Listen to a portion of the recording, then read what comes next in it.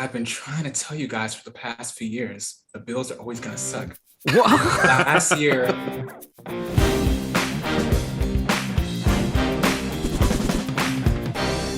What's up, everybody? Welcome back to the Dorm Debate Podcast. Week 1 is in the books. We're on to week 2. A lot of crazy things happen in week 1. A lot of concerning things, a lot of surprising things. Aaron Rodgers had 3.32 fantasy points.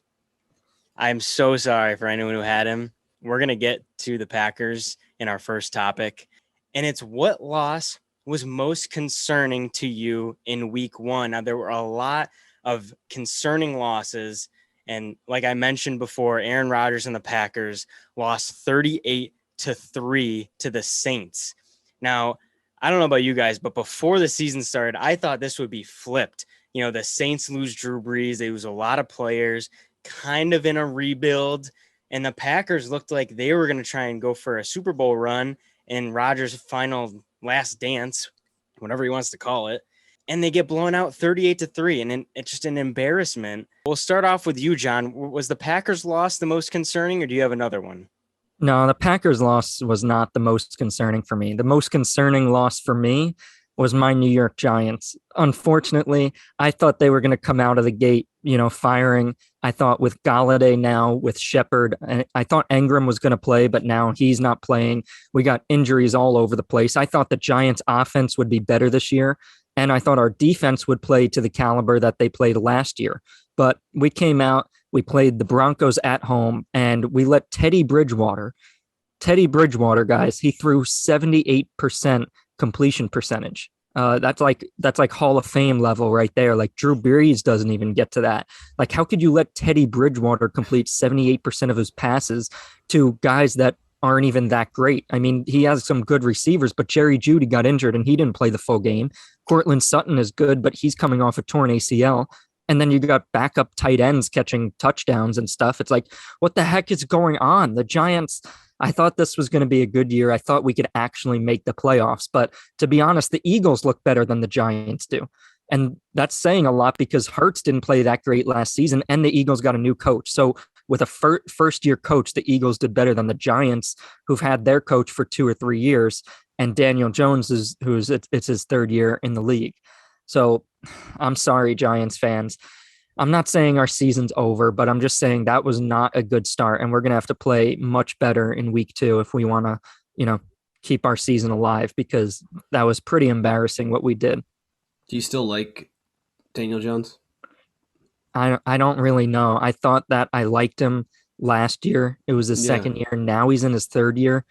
I don't really know anymore. I mean, to be honest with you, I'm happy that we got that first round pick from the Bears last year, because we might have 2 top 10 picks in next year's draft. If the Bears don't do well, which they already started off with a loss, and if the Giants don't do well. So I like the flexibility we have to be able to pick a quarterback in the first round, which as of right now, it's a possibility in my head. I mean, Daniel Jones has to prove himself.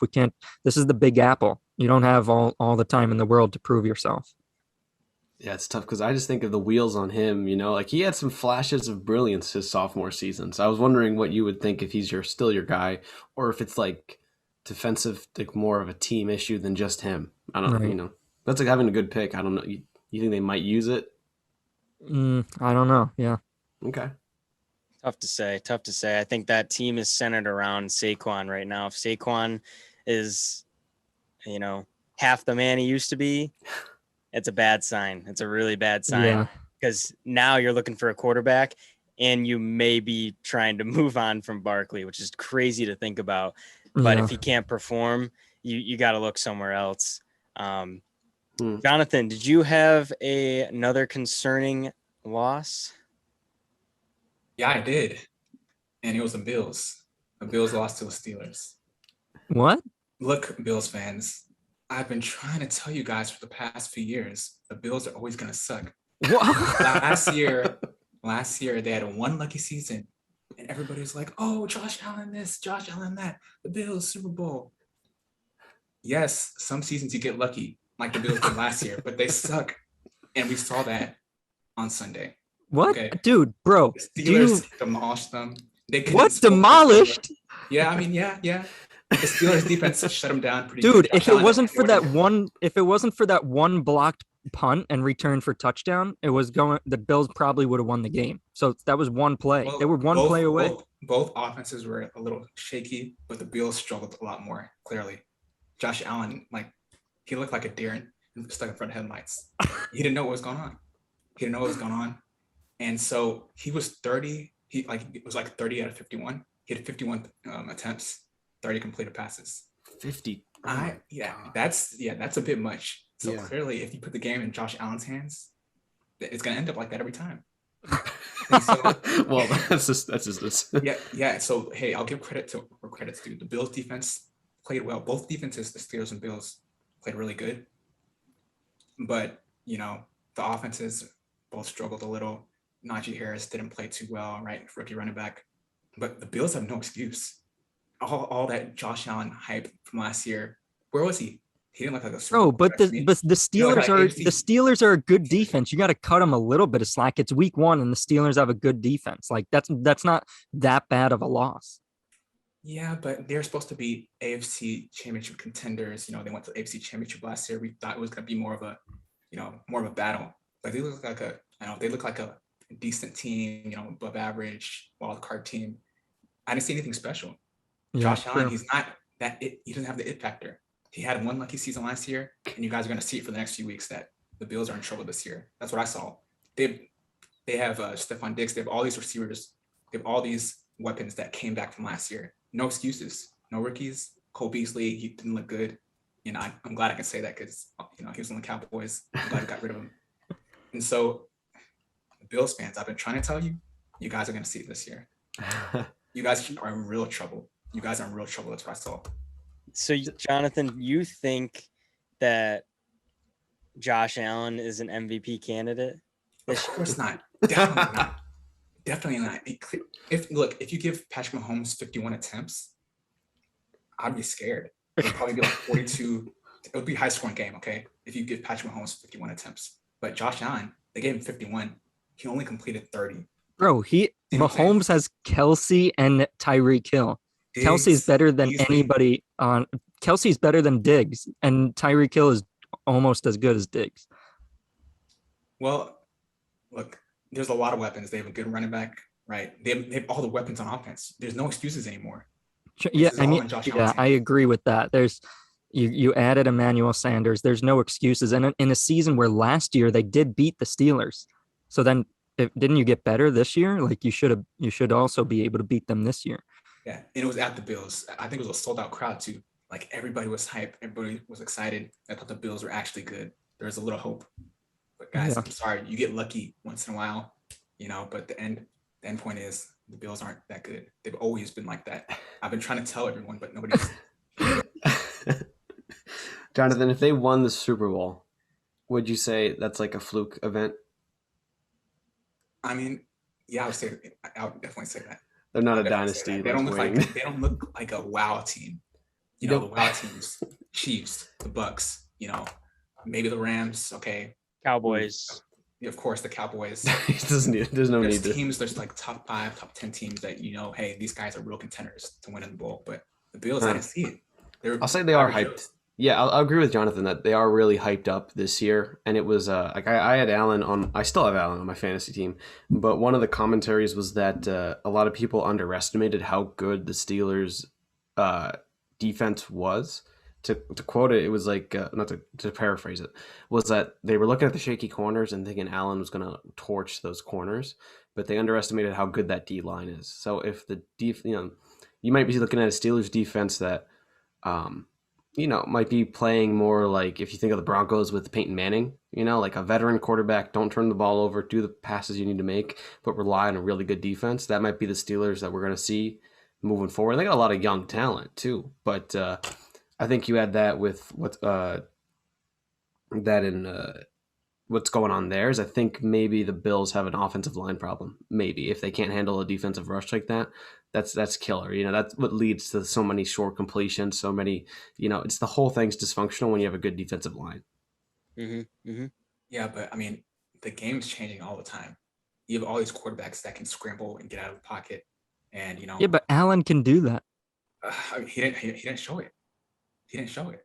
Yeah, that might be I more mean, an O line problem then. I don't know if that's an Allen problem because he can run a little more, but it might be like how's that offensive line looking? Because they gave him weapons, not as much as Roethlisberger has, but yeah, it's I kind of agree to some extent with Jonathan that as hyped up as they were, and kind of my thoughts with the Steelers was when is Roethlisberger going to start showing a little more regression? Like how much is that going to be till he can't be the starter?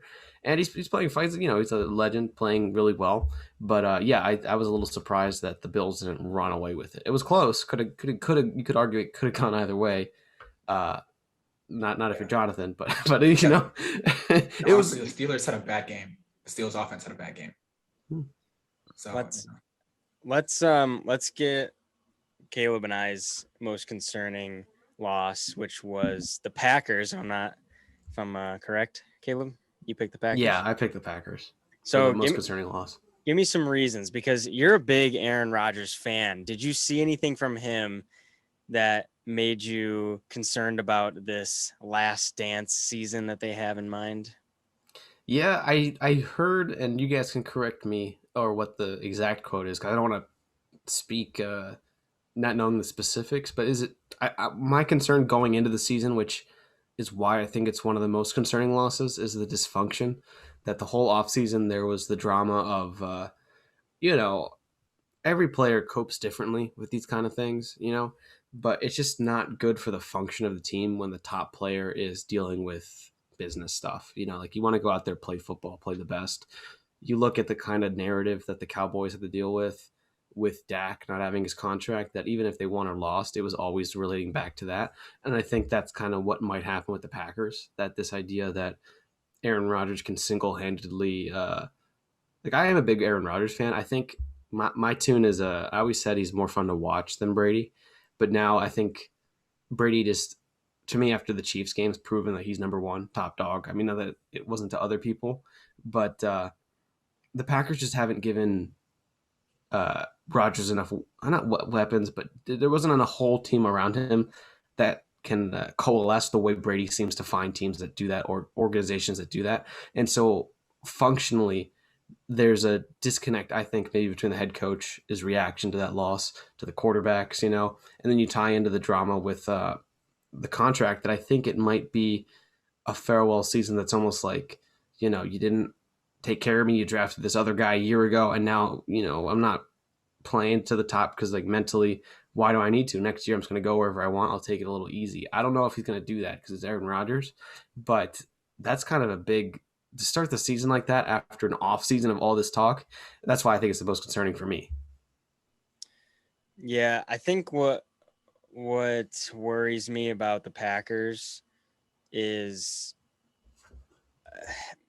I hate to say this, but like Aaron Rodgers and Cam kind of have the same like off-field problems, but they're like, for Rodgers and Cam, they're not even problems. Cam Newton. Yeah, but just them being there is a distraction. And I'm worried that a lot of the other players on the Packers are just going to be fed up and annoyed that like everyone's going to be asking about Rodgers. Like, oh, is he staying? Is he going? Is he happy? Does he care about does he even care about playing? Does he even want a Super Bowl? Does he just want out? Like, there's so many like questions with Rodgers that's like, can we just play football? Like, can we just go out and play football at one point? So that concerns me. And then the way that you lose 38-3, like that's bad. That's just like getting the brakes beat off you. So yeah, I'm concerned on that level. If it was a close game, I'd be like, oh, cool. But to come out week one like that, and you're facing the Saints, who are playing in Jacksonville. This isn't even their home field. Yeah. Oh, because it got moved because of the pandemic, right? Yep, they got moved because of the hurricane. When you go into a season and you say that this is your last dance, this is your last season, it kind of puts like a lot of pressure on all the other players to perform at a high level every single game, because you know that this is their last chance that you have at a Super Bowl. So tensions are very high in the locker room. And when you go into a week one and you're scared to make mistakes, because this is Aaron Rodgers' last season, it's got to be perfect, and you're scared to make mistakes, that's when mistakes happen. Quite simply, that's when the mistakes happen. That's when people get nervous. And nobody played well in that game for the Packers. Nobody played well. Adams didn't play well. He had 5 catches. Aaron Jones supposed to have a huge year. He had like 5 carries. It was just very, very concerning. And I know Rodgers said that this is just one game, but it's a game where you lost by 35 points. Yeah. I mean, but the only reason I wouldn't say it's concerning is because, like you said, they had that game against the Bucks last year. Remember, they got destroyed. I think the Packers got the first touchdown of the game, but then from there on out, he threw a pick 6 and then it was downhill. So they usually have one game a year where Rodgers looks disinterested and he looks like he doesn't even care, but then they always come back. And another reason is because the Saints defense is really good. They're only going to play. I mean, what is the Bucks defense better? The Saints have one of the top 3 defenses in the league. So it's like, it's the first game of the year coming off distractions, first game back. It's tough for them to play the Saints the first week because they have such a good defense. But that's the only reason I would say it's not concerning, because that usually happens once a season for them. Yeah. Although didn't the Bucks beat them on the rematch? Am I wrong about that? Well, yeah, the rematch was in the playoffs because they were really hot going into the Bucks game, right? Right. And then the Bucks kind of diffused their. Right. You're right. Yeah, you're right. Interesting. Jonathan, you want to say something? Yeah, I think the beginning of the season is really important. Like the first game, especially, I think that's unacceptable for the first game, because the first game sets the tone for the I thought you said players don't really try in the first couple of games because like they don't matter that much. I mean, did I say that? You said that. It was a long time ago. That was in 2018, but yeah. Well, my point is, when are these players going to learn? Deshaun Watson, he wants out of Houston. That's when all his trouble started. Then now Aaron Rodgers, his trouble's starting to start. What do you want? You want the quarterback to just stay in a bad situation his whole life? No, it's about acres of diamonds. Stay where you are. It's not better on the other side. You could be on acres of diamonds in the next few years. You could get some draft picks that can, really turn your team around. Stay there. You get paid he's one of the highest paid quarterbacks in the league. Both Deshaun Watson was and Aaron Rodgers. But it's not all about money. It's not. Life isn't all about money. It's about committing to the team, that took care of you. And a lot of these players just want to get out and go to a winning team. LeBron James. No, but it's like it's not like a job though. Like if you're going to a job and then they're like if they're not giving you the tools you need to succeed and stuff, then you're like, all right, I spent a lot of time here, but they're like, and I'm loyal to them, but like they're not really helping me, and our relationship with my manager isn't really that great anymore. So like, why should I stay? It's like there's more to just money and more to just loyalty. Like there's relationships and stuff. Well, I mean, he's won a Super Bowl here in Green Bay. He's been named MVP here in Green Bay. He's received a lot of accolades here in Green Bay. On top of that, he's got paid a really good contract.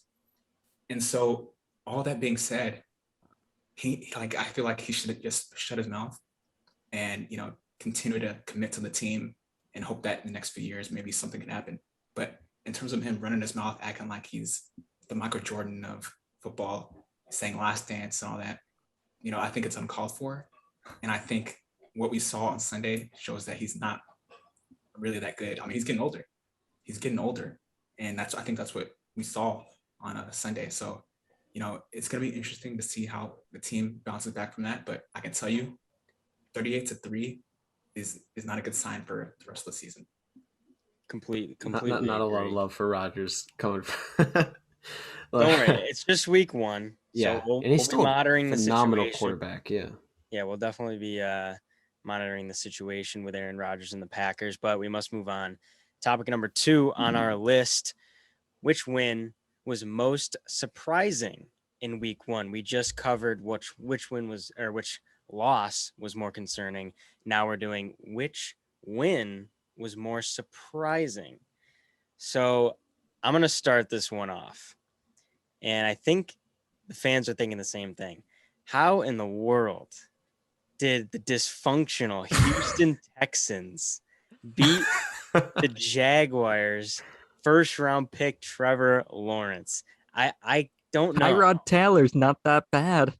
Tyrod Taylor's not that bad, but everybody else on that team is. Yeah. So first off, I just want to say that I am a Michigan fan, and for fantasy, I picked up the Jaguars defense, and needless to say, they got me -3 points. It was the dumbest decision. You would have next to putting Ayuk in the starting lineup and got me 0. You would have been better off just sitting your defense, playing no defense. I would have been. They got me negative. I should just forgot and just not put one. So I'm already pissed off. And then second, I'm a Michigan fan, so I just dislike Urban Meyer. And I don't think I'm alone, because there are a lot of reports that the players, assistant coaches, they don't like Urban Meyer either. And it's only week 1, boys, so it's not a good sign. Some of the reports, some of the quotes that people are saying, rubbing the coaching staff and players the wrong way. He's become unhinged way too easily, and he doesn't know how to handle losing. Even in the preseason, he loses it and wants to take over the drills himself. It's not good. End quote. So, assistant coaches, players, Urban Meyer is just off the rails. And folks, it's week 1 of his first season. I knew from the freaking moment he got hired, this was going to be a disaster. Urban Meyer is a college coach. He's great at recruiting.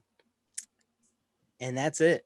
It's like Nick Saban. The greats of college football don't transition well into the NFL. But let's get into the players, because the players didn't perform well at all, and that's not Urban's fault. Trevor Lawrence, he threw 51 passes, 332 yards, 3 touchdowns, and 3 INTs. Not a very good performance for a number 1 pick.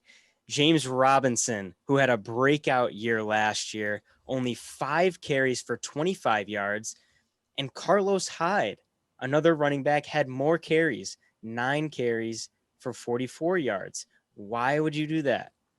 Why? Because Carlos Hyde went to Ohio State. There's some favoritism here, and that's not good. That's not how you run. That's not right. It rubs players the wrong way. It's like putting your son in the game over, the 5-star quarterback or something. Oh, yep. Okay. Your son's not good, Urban. Sit him. So that was the most surprising, because of the dysfunction, and you lost to a team that wasn't supposed to win a game. Like, this team's starting quarterback has allegations up to wazoo. And they picked up Tyrod Taylor from a punctured lung, and he carries the team to a 37-21 victory. You couldn't have asked for an easier game. You really couldn't have asked for an easier opponent for your first NFL game. Couldn't have asked for an easier one, and you blew it. And not only that, but you've lost the players, you're losing the assistant coaches. And need I remind you that the first assistant coach that he hired turned out to be low-key abusive. So that's why he fired him. Your first hire is an abusive coach. That's not a good sign. Allegedly to his spouse. Sorry, right? Allegedly. A spouse, Iowa strength coach. I forgot about that, but you're right. Allegedly, he's not on the team anymore. So we'll see what. Go in, Derek. I'm curious. He had to. It was his first hire. Yeah. Allegations come out. He's like, gotta let you go because all these allegations. It's like, do you not do your research when you're searching for assistant coaches? I mean, that's job numero uno. So, look, I didn't like Urban Meyer before, and I really just don't like him now. And it's a shame, because I did like the Jaguars before he got here, and now I just hope they lose every game. So and it looks like they're on the right track. So I sense a little bit of bias here, By the but way, A lot of yeah. it. Jonathan, what do you say? you know what I'm saying? By the way, I don't think the Texans are that bad as people think because they picked up Mark Ingram. They have a few other good running backs. I think they had over like 150 yards in total rushing. I mean, by those 3 or 4 running backs, I don't think it was terrible. So combine that with Tyrod Taylor, you're kind of looking like a Baltimore Ravens. Do you hear the names that you're saying right now? Mark Ingram? Mark Ingram's not They're bad. all he's old. underrated. They're all old guys. Mark Mark Ingram. Ingram. I think he's really underrated, dude. David Johnson. David Johnson. Old. Yeah. Oh, Philip Lindsay, not good anymore. Oh, Brandon, the only good player on that team, Brandon Cooks and Nico Collins. I'm telling you, Nico Collins is going to be a freaking star. He's a touchdown getter, man. what's it like when the Jags give away Minshew? You know, just like I think locker rooms need those kind of fire, like those players with a little bit of fire in them. You know, like a little wild card. Even if he's the backup, it's like I didn't know all this little background. I think it's a big deal if you're saying with the coaches and the these are rumors. Who knows if it's true or not. But you just think of with Andy Reid, if you look at his coaching tree, like if he's the godfather, grandfather, and how many head coaches like he has a staff, right? If you look at it like an ancestry time, like a tree, family tree of Andy Reid, he has so many. He inspires, like he attracts talent, and then they go off and be head coaches at a degree that's kind of bonkers. And so to see the opposite in your first season, I mean, have there been a lot of college coaches that go to the NFL and succeed? Like, I mean, Chip Kelly, for say what you will, had elements of success, but it's a much different transition long term. So tough. If you're starting off on this foot, yeah, it's interesting. I mean, the best of the best, Nick Saban couldn't do it. So it's just, what made you think you could do it, Urban? I don't know. So, All right, let's get off the Jaguars. Now I kind of feel bad that I just spent 20 minutes just roasting them. No, I like that you got it off your chest. This is what we're here for, therapy. I'm not done. Episode 3. 3 hours. No, John, give me your most surprising win of week 1. My most surprising win. I wasn't completely surprised that this team won, but I'm surprised that they won by such a large margin. Caleb's Philadelphia Eagles. They won 32-6 over the Falcons. Now, if I were to say who would win this game, it would be close to 50-50. I don't know which way I would have went, but I might have given the edge to the Falcons even because they were at home. But the Eagles, with a first-time head coach, first game of his career being NFL head coach, Jalen Hurts, who had one of the worst completion percentages down the stretch last year, throws 77% completion percentage in this game, and they spread it around. 7 different receivers or 8 different receivers had at least 2 catches. 3 different receivers caught a touchdown, and Hurts made great decisions. I mean, he ran the ball 7 times for 62 yards, and he had 264 yards passing and 3 touchdowns. So over 300 yards, 3 touchdowns total. And their defense actually looked really good. They were able to shut down Calvin Ridley, Kyle Pitts in his first game. So I'm really impressed by the Eagles. And honestly, they could have a better season than the Giants with how everybody's playing so far. For newer viewers, our show is not Dornway Podcast. It's actually called the Jalen Hurts Podcast because we talk about him every single podcast except for our first one the other day. But just get used to it. I don't know why, but he always comes up. He always comes up. I mean, I'm still wearing the Eagles hat, so my go-to hat. Because I'm gonna jump in real quick, if that's all right, Jared. Nah. Geez. No, go on. Well, I because we were talking about this before, like what was the most surprising win, and we do talk about the Eagles and Hurts all the time. I had to, as I was like kind of sitting here going through the podcast, I was like, the most surprising win for me was the Eagles. Now, I'm an Eagles fan, and I'll admit, like John, I'm not gonna go more into it than John did in terms of like the strategy or tactic. But for me, as an Eagles fan, I was really concerned because last season, Carson Wentz didn't play well, and when they put Hurts in, statistically it wasn't that different. Like we had injury problems, like the problems that I said throughout the last season, that the issues that plagued Carson Wentz are still going to plague Hurts, but I was really pleasantly surprised by how well the Eagles did. Hurts' running decision making all offseason was iffiness. Like I think there's little debate about him being stand up gentleman, like good guy overall. But people were saying as a quarterback, his throwing arm isn't up there. He's more to his legs. And you saw the run to scrambling, a lot of scrambling, which I liked as an Eagles fan. That kind of, going back to the days of Michael Vick, it's so much fun to watch. And I think the league's going that direction where you saw Lamar's probably the best running back on the Ravens right now. Mm-hmm. But he threw some dimes. Some of those passes, and with Devontae Smith, those like just perfect. Some of those like just whipping it straight up. I mean, say we will any concerns about his arm, to be in his second season, be throwing like that. I was really surprised with like some Sirianni. I don't know much about him. I just know some headlines that were a little concerning with how he handled press conferences and other things. Either this is like the Falcons being bad, or the Eagles are good, and I'm hoping it's the latter. Because I was really pleasantly surprised. Yeah, Jalen Hurts doesn't have the strongest arm, but even going back to when he transferred to Oklahoma, he has such finesse on the deep ball, and he puts, the correct amount of air on it. It's not like a line drive. He really just can drop it in. So even though he doesn't have a strong arm, he can really drop it right in the basket for him. Yeah. So was that your surprise?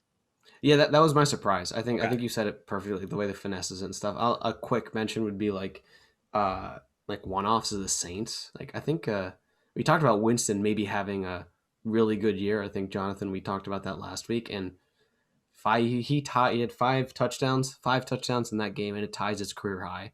Crazy. So that's really interesting. I also want to give I was pleasantly surprised with the Rams that Stafford played the way everyone said how good of a quarterback he was, even when he was on the Lions. To see it kind of bloom with the Rams. It's only week 1, so it's all very preliminary. I was really surprised by that. And the Cardinals, that we kind of, not many people talk about them, but Jared, I think you mentioned that offensively they could be going off, and they did. So it's like a surprise that was expected, but it's like, okay, these are things that are being verified. Like we had ideas about them, but now they're being verified. I was like, okay, it's going to be an interesting season. Yeah, Jonathan, what about you? Yeah, so this might surprise people, but for me, the most surprising win was the Buccaneers against the Cowboys. Oh, come on now. What? Let me tell you why. Bro. The Cowboys, their offense went wild. Dak Prescott, I've never seen one like that. He shocked me. He looked like a legitimate pocket passer, somebody that can, read the defense well. His receivers looked really good. Amari Cooper, CeeDee Lamb, Michael Gallup. I think Michael Gallup is hurt. But, overall, the Cowboys offense was tremendous. Their defense is still not all the way there, but the Buccaneers had more turnovers than the Cowboys. I think Tom Brady threw 2 interceptions. Those were off a Hail Mary and off of Fournette's fingers. That doesn't count as a good play. All the same on the stat sheet. Exactly. Well, NFL's got to change the way those stats. I agree with John that if it's like a perfect pass and the receiver just 0.5, just like a sack. 0.5 interception. Exactly. Yeah. But Jonathan, go on. Yeah, the Cowboys, I think they went exactly, along the game plan. They had more possession than the Bucs. The Bucs had about 25 minutes. Cowboys had about 34. Mm-hmm. So they tried to keep the ball away from Tom Brady as much as possible. But, at the end of the day, they gave him too much time. Yeah. But I would even argue that the Cowboys' loss was a little bit concerning because the kicker missed 3 kicks. You should have won that game. Yeah. I mean, exactly. That's a good point. That's a very good point. You got to get a new kicker. I'm sorry. Even last season he didn't perform well. Legatron ain't Legatron anymore. Because he was really good, and he was when he was on the Rams that year. Right. He was amazing. Seeing him miss those kicks, not to interrupt you guys or you, John, but Jonathan, but it's like it made me wonder why the Rams let him go. Maybe there's. They saw something, I guess. Yeah, that's what I mean, he had surgery in the offseason. Like there are explanations for it. Oh, okay. But I even as an Eagles fan, I was the Cowboys went toe to toe with the Bucs, and it's just like they just happened to blink, if you will, or the kicker missed those. But it was, to go up against the Bucs, who are Super Bowl, they're looking to go again with Tom Brady. Tom Brady did what Tom Brady did. It's kind of incredible that when he gave him that much time, people were like, "You're more betting on a mistake than him not being clutch." It's kind of incredible the level he plays at. But Dak came back and he's got that contract and he's hungry for more. So I was surprised. I'm worried about the Cowboys. Let's put it that way. Yeah, and it wasn't just 2 interceptions, by the way. It was also 2 fumbles. Oh gosh, total, okay. 4 turnovers, and they still won. And we had more possession. Yeah, that's concerning. Okay, yep. Now that's actually my most concerning. Cowboys. No, just kidding. I was gonna say, do you mean? So wait a minute. So Jonathan, you're saying the most surprising win was the Bucs because it was so close? Oh yeah. Well, yeah. That's what you're trying to say. It was so close, and I think you can't ask for a team to play better than the Cowboys did. Simply. But they played like horrible. They missed 3 kicks. I mean, that was the kicker. Exactly, left points on the field. We talk about Zeke though. Zeke didn't play, right? Yeah, Zeke didn't have to. We didn't ask too much of him because our receivers played good. Dak Prescott was on a roll. Yeah. Prescott was like the captain you want leading your team, and I think that's always something. The intangibles that kind of he's solid, honestly, I didn't think Of course, every game you try to win as best you can, but the Bucs just came back from a Super Bowl. I didn't think they would, Yeah, they got the team. They got the whole team back. Yeah. I wasn't expecting. I don't think many people were expecting it to be that close. And that it came down to the wire, and the Cowboys really could have walked away with it. I see. I get that. So you're saying the surprising win was the Bucs because it was like the Cowboys played so well. Yeah. Okay. They made way more mistakes. I like that. People don't realize that. People don't realize that they made way more mistakes. Okay. Yeah, I'll admit I was surprised by the Cowboys, surprised by Dak. He gave me a lot of fantasy points, my other league, so I was happy about that. But he hasn't missed a step. It's like he picked up right where he left off from when he broke his ankle or whatever. Yeah.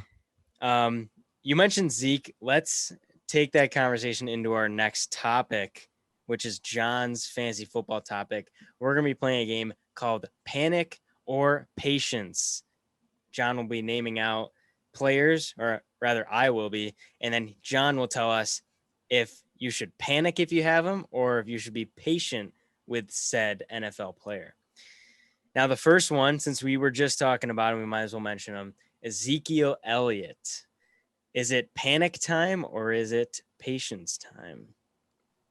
It is time to be patient with Zeke because they played the Buccaneers on Thursday. We all know that the Buccaneers have the best run defense in the league. But the good thing is that Zeke was given the ball 11 times and Pollard was given the ball 3 times. So that's a pretty good share for Zeke. That shows me that they still trust Zeke. They're not giving Pollard 50-50 of the carries. They still trust Zeke. But like Jonathan said, that was a game where you have to throw the ball against the Bucs. You know you need to score points. The receivers were getting the better of the Bucs secondary. So obviously the game plan and the game flow just made it easy to throw the ball. You didn't really need Zeke that much. So be patient with Zeke. Let's see how he does against the Chargers this week. He should definitely do better. If you have him in fantasy, don't sit him because he's probably going to get at least 10 points against the Chargers. So you got to see, you got to give him at least another chance. It's just week 1. So be patient with Zeke. You bring up the Chargers. So let's talk about the Chargers. Austin Eckler, panic or patient? Austin Eckler. Well, with this guy, it's time to panic. I would be really, really scared if I had him on my fantasy team right now because he was like a 1st or 2nd round pick in the draft. And you're picking this guy because you're in a PPR league and you think he's going to get a lot of catches. Now, guess how many times they targeted him in the passing game this past week? None. Try 0. This is a guy that 2 years ago, last year we saw he had the injury. 2 years ago, he had 108 targets. That's the same as Adam Thielen that year. Like, he got targeted so much. He's basically like, he was McCaffrey that 2 years ago. He was getting targeted like 8 to 10 times a game. Plus, he was receiving like 80% of the carries. And then last year with the injury, this year, the first game, they don't even target him. Okay, maybe if they targeted him like 3-4 times and he dropped a couple, that makes sense.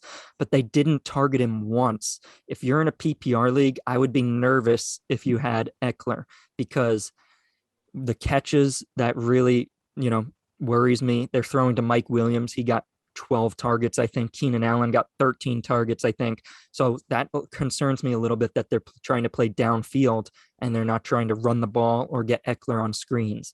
So obviously, if you have Eckler right now, don't trade him. It's only week 1. See what you can get for him. But I really wouldn't trade him. Obviously, DM me on Instagram at Dorm Debate Podcast if you need any advice with trades. But I wouldn't trade Eckler yet. See how he does this week against the Cowboys. Still start him. Hopefully, they start to target him more in the passing game. But I would start to panic if I had Eckler, because this is not going where you thought it was if you drafted him with your second round pick. All right. So test the trade waters with Austin Eckler. Let's keep it with the running backs. Najee Harris of the Pittsburgh Steelers. Rookie didn't have a great outing, John. Panic He did not. or patience? I would actually start to panic for similar reasons, because he averaged 2.8 yards per carry, which is not very good. And not only that, but the Steelers threw the ball 32 times, which isn't as much as the 51 times that Josh Allen threw it, but that's a lot of times to be throwing the ball. And then they didn't really target Harris that much. He only had 3 targets in the pass game and only had 1 catch. That's not Le'Veon Bell numbers. When we saw Le'Veon Bell there, we thought Najee Harris was going to step into that Le'Veon Bell role. But Bell, he used to catch 5 to 8 catches a game and maybe have a touchdown there. But now, I mean, it's a little early to say that Najee Harris isn't going to have a good year. And I would say don't trade him yet. It's only week 1, guys. Don't panic too much. But the trend here is that Pittsburgh's offensive line is not very good, and it's not good enough to run the ball that much. I mean, 2.8 yards per carry. I wouldn't put that all on Najee Harris. That's a little bit on the offensive line. It's a little too early to panic too much, but I would start to panic if you had him, especially because he was probably your second round pick. That he was, John. That he was for me. Our last running back, Aaron Jones of the Green Bay Packers. Very, very disappointing showing from him, Aaron Rodgers, and many more on the Packers. Is it time to panic, or is it time to be patient with Aaron Jones? With Aaron Jones, it's time to be patient. That was the first game. We know the Buccaneers have the best run defense, and the Saints have the second best run defense. So be patient with Aaron Jones. We know that next week they play the Lions on Monday Night Football. We all know what's going to happen in that game. The Packers are going to score more than 30 points. You could write it down in the record books right now. Aaron Jones will have at least 80 yards and a touchdown. He's going to get at least 15 fantasy points. We all know that's going to happen. So please be patient with Aaron Jones. Put him in your lineups and don't accept any trade offers if somebody wants Aaron Jones from you, because it's just week 1. Be patient with this Green Bay offense. I have for those listening, I happen to have Aaron Jones, so I liked it. I like what I'm hearing. I like when people say things I want to hear. You know, Caleb, you have a message from me in fantasy. Look at it if you will. All right, last one on our list is probably the most hated man in fantasy football. He definitely is, right? Oh. And it's Goose Egg Brandon Ayuk. I mean, people looking at their fantasy team, they're like, "Are you kidding me? 0 points." Oh, Folks, he played. It's week 1. He was out there. He ran routes, and He did run routes. And I posted a TikTok for some of you who might have seen our TikTok or might not have. About a week and a half ago, I posted a video and I was like, guys who could have a breakout season in fantasy football. And I posted Brandon Ayuk. And one of the stats that I showed with the video was that in the last 8 games of the season for Ayuk last year, He had either 100 yards receiving or a touchdown in 7 of his last 8 games. Now, what does that tell you? That with not even Jimmy G. So that tells you, okay, going to this season with even a better quarterback, fully healthy, he's going to be, rock solid. He potential for a breakout season. Nope, that's not the case. 0 targets. They didn't even give him a chance in week 1. Didn't even look at him. Like, they didn't even acknowledge that he was on the field. And it is time to panic if you have Brandon Ayuk. Now, I wouldn't go as far as dropping him unless you're in a 6-person league and your name is Jared. Then you could drop him. But other than that, you should not drop him from your fantasy team. I would keep him on the bench, see how he does these next few weeks. But there were reports that Kyle Shanahan said that it's not because of the hamstring injury that Ayuk didn't get a target. It was because, now, it wasn't Shanahan that said this, but it was some other executive for the 49ers. He, quote, tailed off dramatically, end quote, and he is still learning how to be a pro, end quote. So something happened in training camp where Ayuk dropped the ball a few times, forgot how to run routes. His head might not be in the game, but it's time to start to panic because the breakout season doesn't look like it's coming. But stash him on your bench. Obviously, you're going to get, if you try to trade him now, nobody wants him. So you might as well keep him, throw him on your bench for a few weeks. Let's see how he does. Let's see if he starts to take targets away from Debo. Yeah, I know I'm not the fantasy guy, but boys, get rid of him, drop him. He's a waste. He's a waste of a roster spot. Put a kicker there or something. Someone will actually get some points. It's the end of the road for Ayuk. It was good one season. It was fun, but it's time to move on. You're throwing in the towel. Entering week 2. Yeah, what a terrible. You think TikTok will agree? I think so. He's the most hated man in fantasy football right now. So okay. That concludes Panic or Patient with our main man, John, our fantasy football time traveler.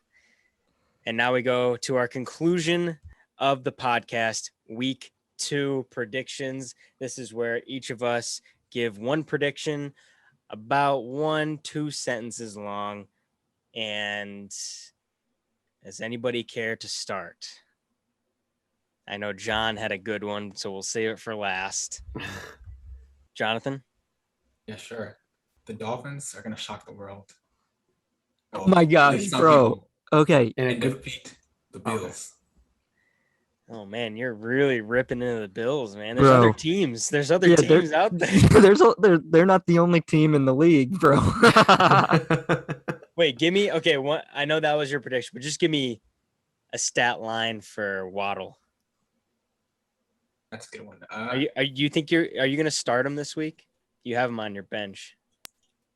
If Devontae Adams, I have Devontae Adams. If he plays bad another week, he's going on the bench, and I'm putting either Devontae Smith in there or Jalen Waddle. But Waddle, I like what I've seen from him so far. I mean, if you can do that against the Patriots, a defensive mind like Bill Belichick, then I can only imagine what he's going to do the rest of the season. And so, hey, I think the Bills are going to have trouble with Waddle. That's Tua's go-to guy, I think. Okay. So, all right. And just for a little fun fact, so all the first-round quarterbacks scored a touchdown, and all the first-round receivers scored a touchdown. That's crazy. Huh. That's insane. Who would have thought? Yeah. Okay, so mine has to do with the Chargers-Cowboys game. All right, keep listening, Jonathan. So I think next week I'm going to be calling Jonathan Owen because him and the Cowboys are going to be 0-2 after week 2. Oh. Not only his fantasy team, but also the Cowboys. Wow. Oh, exactly. I didn't even think of that. That's a double whammy there. Wow. Double whammy. Jonathan, you couldn't right there. Jonathan, if he hits fantasy, if Jared hits this prediction, then that's you couldn't ask for a worse start. There's no way this is gonna happen. My favorite. Which One one? reason I lost is because a couple players. Which had a one? fluke game. Which one isn't going to happen? Oh, both. Cowboys. Did you see the way? Again, did you see the way they played against the Bucks? You guys struggled against the Washington football team, right? They're a Yeah. good defense. What can I say? Come on, no. You'll see. No, you'll see. It starts now. I like how your prediction was like targeted at Jonathan more than it was at a team. It's mainly to Jonathan and the Cowboys. Just because we're facing him this week, so I had to. Caleb, My prediction. Your prediction. My game to watch this week. I think. I mean, we talk about the Eagles all the time. I'm not gonna. Obviously, that's a game I want to watch, but I'm really interested to see the Saints Panthers. And I have McCaffrey. I'm hoping for a high scoring game. My prediction though is Winston and the Saints defense are gonna win. Okay. Another 5 touchdown game, possibly. Who knows? I can't say. Yeah, who can say? All right, John. I'm sorry. You can go. But did y'all see his dance? Like he, Oh, y'all saw his dance after the win. I got. He did a dance with his W? Yeah. Oh, what did he do? I gotta I look don't know, it up. he's dancing. He's like this.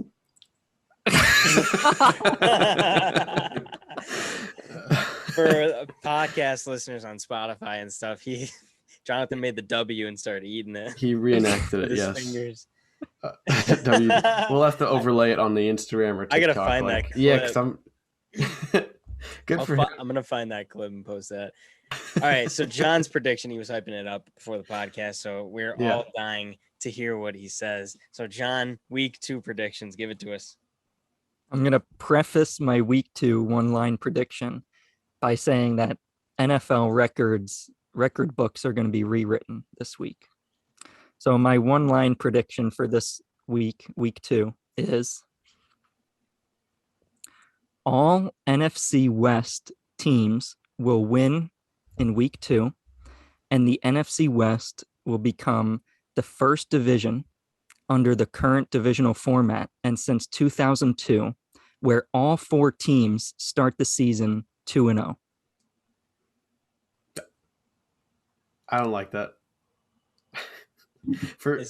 Let's go into who's in the NFC West, right? So the teams are the Los Angeles Rams, yeah, the Arizona Cardinals, okay, the fair. Seattle Seahawks, and the San Francisco 49ers. Clearly the best division in football right now. The reason, and for those who might not know, the Eagles play them this week, so that's Who do why they play? the 49ers. They play the 49ers. So indirectly, he's attacking me, is what's happening.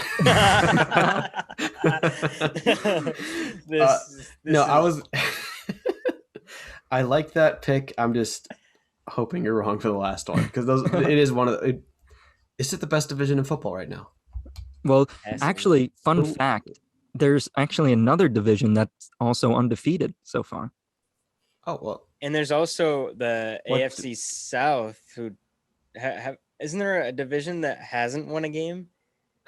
I know the Chargers. Is that the Packers division? Let me look it up. Yeah, Packers. the Packers division, the NFC North is all 0-1.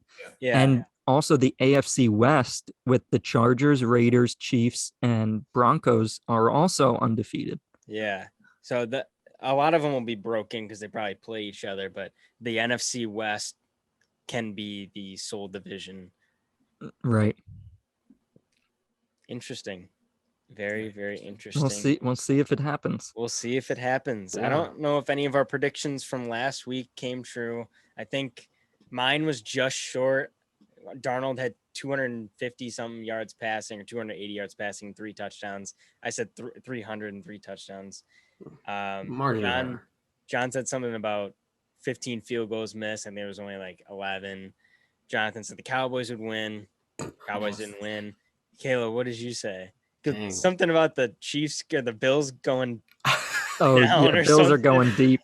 I think you just won by default because we don't know what you said. I think that means Bills are going deep in the hole. So yeah, you got it right.